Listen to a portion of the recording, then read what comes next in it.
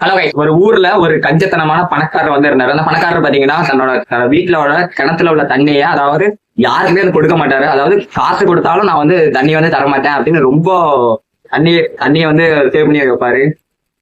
ஆனா கைஸ், அந்த ஊர்ல ஒரு ஒரு வருஷத்துக்கு வந்து மழையே இல்லாம வந்து போயிருது. மழை இல்லாதனால பாத்தீங்கன்னா அவரோட கிணறு வந்து பாத்தீங்கன்னா ரொம்ப வறண்டு போச்சு. அப்ப அவர்கிட்ட உள்ள அந்த அவர் வச்சிருந்த காசால ஒரு சொட்டு தண்ணியை கூட விலைக்கு வாங்க முடியலன்னு தான் சொல்லணும். ரொம்ப தாகத்தை வந்து அந்த மனுஷன் வந்து தவிச்சாரு. அப்போதான் அவருக்கு புரிஞ்சது, நம்ம கிட்ட எவ்வளவு சொத்து இருந்தாலும் மழையே உலகத்தோட அடிப்படை.